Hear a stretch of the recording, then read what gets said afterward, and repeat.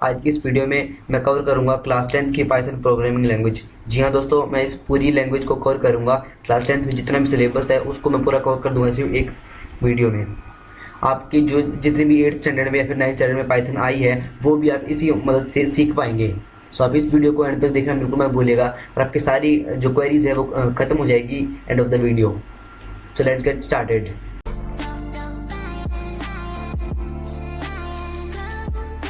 तो सबसे पहले हम देखते हैं जो पाइथन है। पाइथन है क्या? पाइथन बेसिकली एक प्रोग्रामिंग लैंग्वेज है जिससे हम कंप्यूटर को इंस्ट्रक्शंस देते हैं और ताकि वो हमारा जो काम है वो प्रॉपरली कर पाए।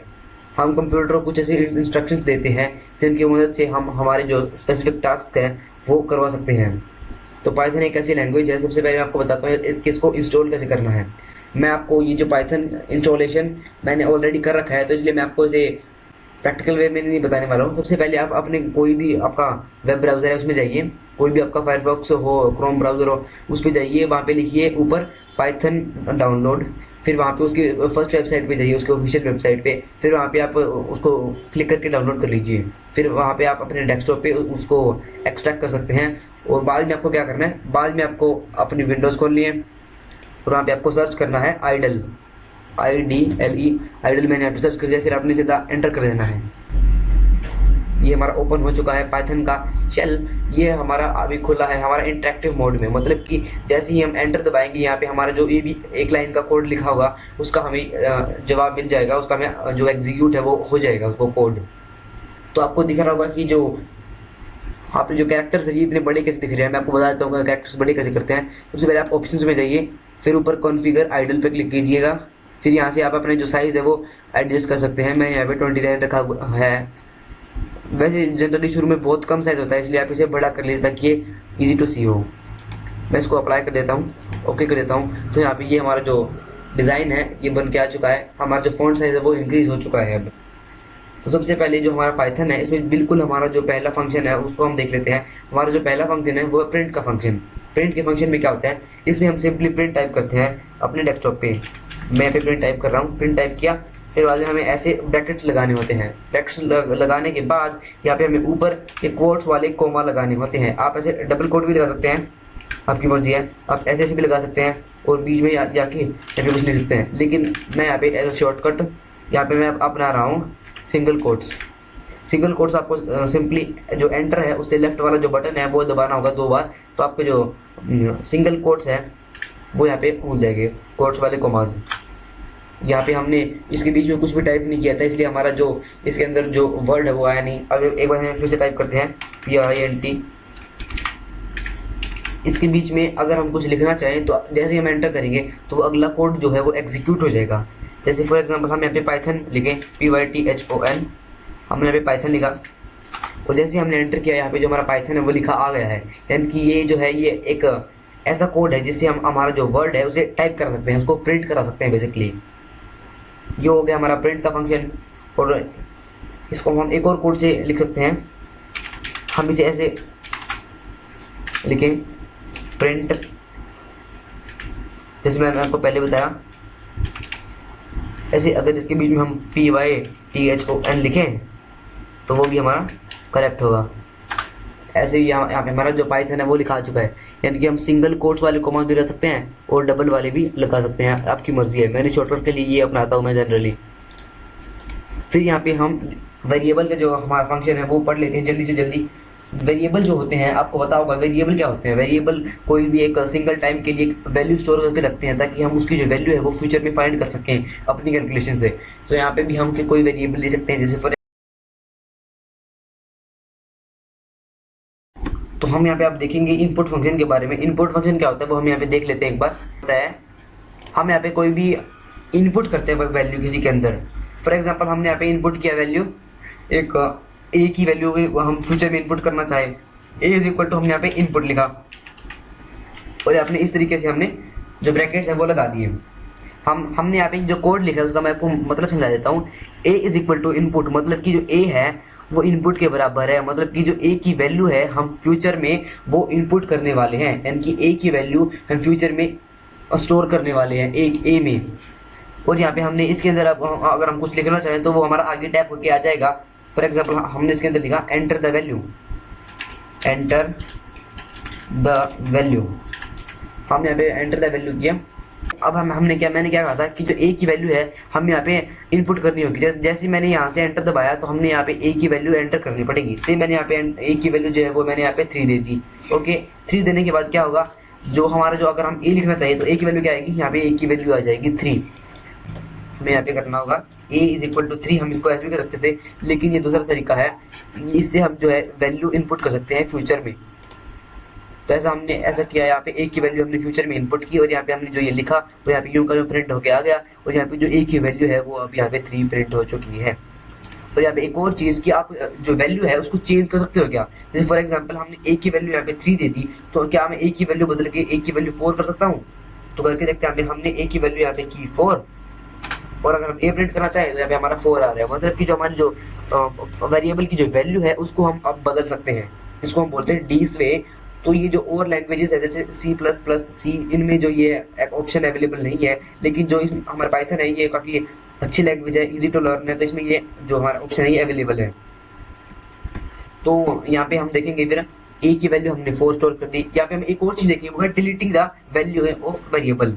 हमने यहाँ पे फॉर एग्जाम्पल हम ए की वैल्यू हमने 4 दी, क्या हम ऐसा कर सकते हैं कि जो ए की जो वैल्यू है उसको डिलीट ही कर दें। फॉर एग्जाम्पल इसका जो हमारे पास एक कोड भी है, सिंपल सा कोड है DEL आपको लिखना होगा। DEL का मतलब है डिलीट, और यहाँ पे हमें सिंपली जो हमारा जो वेरिएबल है वो लिखना होगा। हमारा यहाँ पे वेरिएबल ए है, 4 सिंपली उसकी वैल्यू है। कभी भी 4 जो इसका वेरिएबल नहीं होगा, आगे वाला जो होगा वो पार्ट वो वेरिएबल होगा। हमने यहाँ पे डेल ए लिखा और डेल ए लिखने के बाद क्या हुआ, यहाँ पे एंटर किया तो हमारी ए की वैल्यू अब डिलीट हो चुकी है। हमने यहाँ पे ए लिखा तो यहाँ पे क्या हुआ, ए इज नॉट डिफाइंड। मतलब कि जो पहले डिफाइंड था, पहले कभी डिफाइंड हुआ करता था, लेकिन हमने इस कोड के द्वारा इसकी जो वैल्यू है उसको हमने यहाँ डिलीट कर दिया। तो ये था हमारा deleting the value of variable वाले पार्ट में। जैसा हमने यहाँ पे देखा, ये हमारा इनपुट का भी एक पार्ट था और इनपुट को हम एक तरीके से भी लिख सकते हैं। अब हम एंटर हमने डी की वैल्यू एंटर करी, अब यहाँ पे 4, डी की वैल्यू हमने 4 कर दी।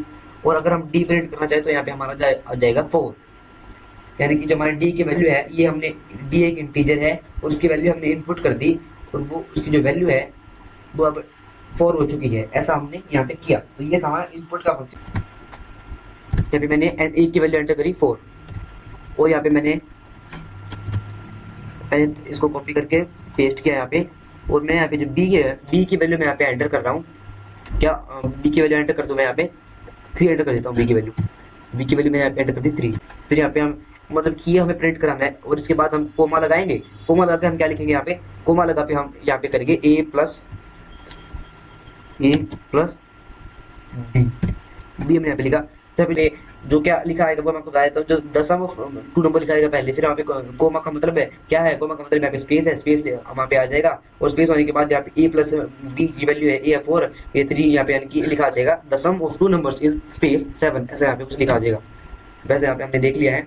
तो यहाँ पे हमने एक जो प्रैक्टिकल है यहाँ पे कर लिया है। ऐसा आप अपने जो पाइथन है वो साथ साथ करते जाइए। पाइथन है वो एक बेसिकली एक कैलकुलेटर जैसा काम करते हैं। फॉर एग्जांपल 4 + 5 मैं करना चाहूँ तो मैं सिंपली 9 मिल जाएगा। 5 + 4 किया मैंने यहाँ पे तो भी 9 आ गया। ओके, तो यहाँ पे हम कर सकते हैं, मतलब कि हम 8 × 8 किया और यहाँ पे जो इसका 8 का जो 2 मैंने यहाँ पे जो मल्टीप्लाई का साइन लगाया, इसका मतलब यहाँ पे ये रेज़ टू पावर है 8 रेज़ टू पावर 2 वो होगा 64, यानी कि 8 × 64। यहाँ पे हम कमेंट्स के बारे में देखें। कमेंट्स क्या होते हैं, कमेंट जैसे कि एक ऐसा कोड होता है जो उसका जो कंपाइलर यानी कि जो कंप्यूटर है वो उसको समझता नहीं है, उसको क्या करता है, उसको एग्जीक्यूट ही नहीं करता, उसको छोड़ देता है, वो उसे बेच मारते हैं। हम कमेंट कैसे बनाते हैं, हम कमेंट बनाते हैं आगे हैशटैग लगाने से। हमने यहाँ पे इसके आगे हैशटैग लगा, उसके आगे हम कुछ भी लिखेंगे तो एंटर करेंगे तो वहाँ पे हमें कुछ नहीं मिलेगा।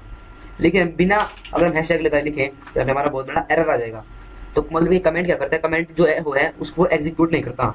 हम लिखना चाहिए यहाँ पे PRINT, प्रिंट मैंने यहाँ पे लिखा और इसके अंदर मैंने कुछ लिखना चाहूँ, फिर यहाँ पे एंटर किया था। यहाँ पे कुछ भी जो है कुछ भी हमारा जो रिजल्ट नहीं आया वो क्यों नहीं आया, तो यहाँ पे रेड हो चुका है और यहाँ पे कमेंट बन चुका है। स्टेटमेंट जो होती है उसके बारे में हम यहाँ पे देखेंगे। कंडीशनल स्टेटमेंट क्या होती है, कंडीशन मतलब कि एक ऐसी स्टेटमेंट जिसकी कोई कंडीशन हो, यानी कि वो अगर वो कंडीशन अप्लाई होगी तो ही वो काम करेगा। जैसे इफ एल्फ एल्स, इस तरीके से जो हमारी कंडीशन स्टेटमेंट है वो चलती है। इफ का फॉर एग्जाम्पल हम देखें तो इफ स्टेटमेंट का हम यहाँ पे प्रैक्टिस कर लेते हैं। हम यहाँ पे सबसे पहले तो ए की वैल्यू हम इनपुट कराएंगे, ठीक तो यहाँ पे क्या होगा, जो हमारा a है उसकी हम एक वैल्यू दे देंगे एंटर करते ही। हमने एंटर किया, एंटर द वैल्यू, हमने यहाँ पे a की वैल्यू दे दी 4। हम यहाँ पे b की भी एक ऐसी वैल्यू ले लेते हैं। हमने यहाँ पे जो b है, b की वैल्यू हमने यहाँ पे 7 दे दी। इफ का जो स्टेटमेंट है वो लगाएं, यानी कि if a is equal to, हम ऐसे 2 बार लगाते हैं इज इक्वल टू। इसका मतलब क्या होता है, मतलब कि जो हमारा, अगर हम एक बार लगाएं इस तरीके से हम a is equal to B लिखे तो क्या होगा, हम यूजर को बता रहे हैं कि a is equal to B है, लेकिन अगर हम ऐसे लिख दें तो हम उससे पूछ रहे हैं कि क्या a is equal to B है। अगर a वो b के इक्वल है, इफ का मतलब अगर, तो यहाँ पे हम यहाँ पे एक सेमीकोलन लगाएंगे। सेमीकोलन लगाने के बाद एंटर करेंगे। एंटर करने के बाद अगर वो इक्वल है तो हमें प्रिंट करना होगा हमें द नंबर्स आर इक्वल।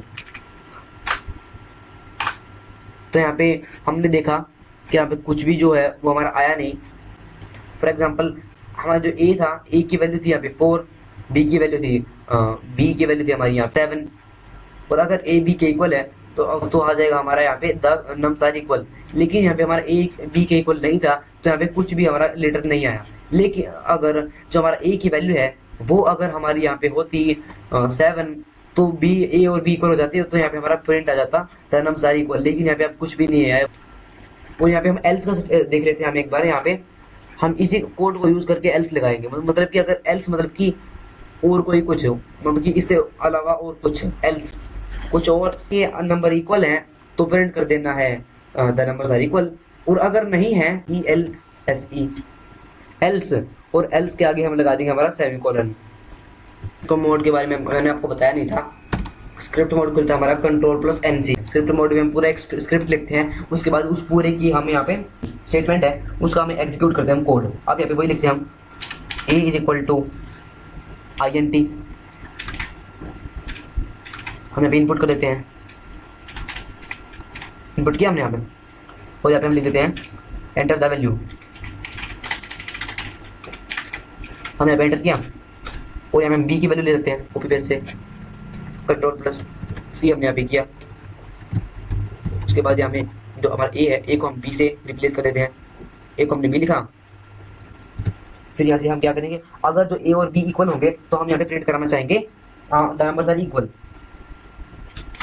और मैंने यहाँ पे कॉलन लगाना जरूरी है, इससे क्या होगा, इसके बिना हमारा कोड एग्जीक्यूट नहीं होगा। यहाँ पे प्रिंट कर दिया एल्स वाले पार्ट में कि जो नाम है वो इक्वल नहीं है। तो हम यहाँ पे रन करके देखते हैं इसको।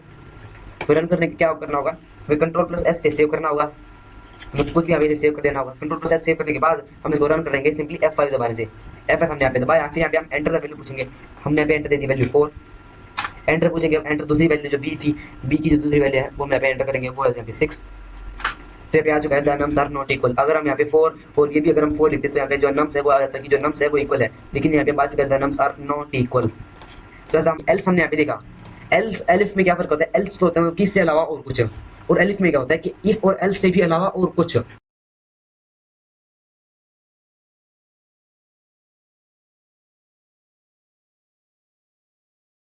वाइल लूप में क्या होता है, वाइल क्या होता है, वाइल मतलब जबकि। हमने यहाँ पे जो वाइल लूप है उसको हमने लगा के देखा। यहाँ पे i हमारा 10 था और while i is smaller than और इक्वल टू 10, मतलब कि जो हमारा i 1 था ना, हमने उसके अंदर एक वाइल लूप लगा दिया। मतलब कि जबकि i जो है हमारा 10 से इक्वल है या फिर छोटा है, कि i ऐसा ही तो है, 1 छोटा ही है 10 से, और हमें प्रिंट करता रहना होगा i क्या है, एक मल्टीपल नंबर है, और हमें i plus is equal to 1, मतलब कि i को हमें हर बार एक नंबर से बढ़ाना होगा। इसको हम i is equal to i plus 1 से भी लिख सकते हैं। तो हमने किया, हमने यहाँ पे क्या आंसर आया हमारा i 1 2 3 हमारा 10 तक आ गया हमारा।